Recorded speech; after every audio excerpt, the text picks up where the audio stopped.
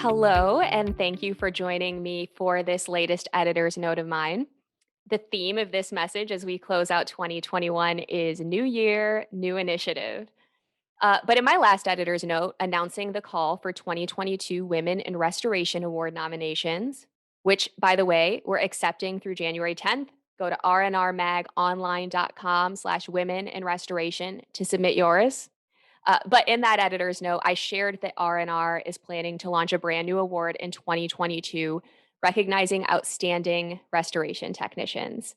I noted that in my short time with the industry, I've heard it voiced again and again that technicians are the unsung frontline heroes tasked with the grueling work that this great industry prides itself on. I've also heard that in the war for talent, restoration companies are finding themselves in, technicians are among the toughest to recruit and to retain. So, in the spirit of helping build a strong, sustainable pipeline of restoration pros for generations to come, we are eager through this new award to celebrate restoration technicians and to give them the industry wide visibility they deserve for the very hard but also very noble work they do. So, we'll have more to share on this exciting new award in the coming months. Please stay tuned. Please keep the input coming our way.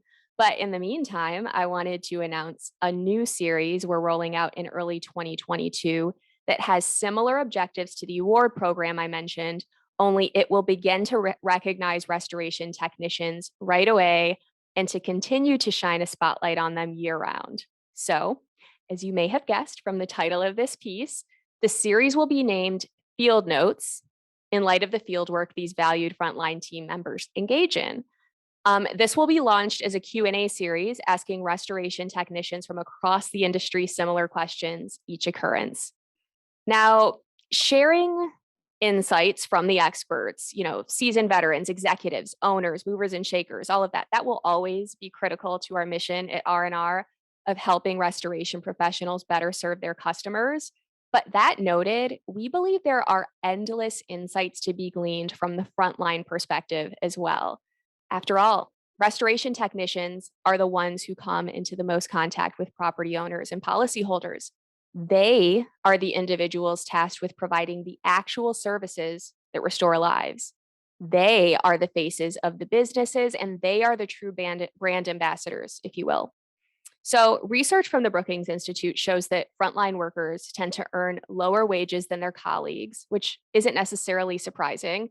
What's more, in the face of the COVID-19 pandemic, technicians are unavoidably more vulnerable to infection as they don't have that option to work from home. And in fact, of course, they're exposed to more health and safety risks than office based colleagues, pandemic or not. I mean, that's just given the nature of the hazards that come with restoration and remediation working environments.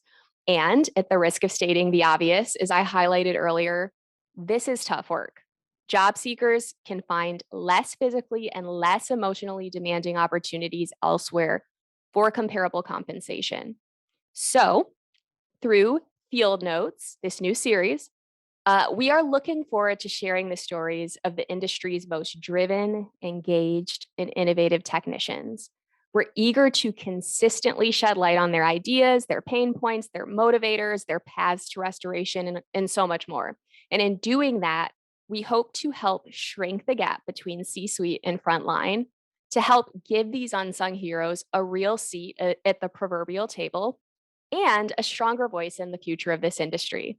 So please, please help us shine a spotlight on restoration technicians through Field Notes by reaching out to me with candidates to interview. Send me an email at kingv@bmpmedia.com and feel free to spread the news to colleagues in the industry as well. Even if you don't know a technician firsthand, maybe you have a fellow business owner or restoration industry pro who does. So let the world know and send candidates my way, and also thoughts and ideas my way about this and anything else as always. And that's all for this time around. I'm wishing you a happy, safe holiday season and look super forward to hearing from you all. Take care.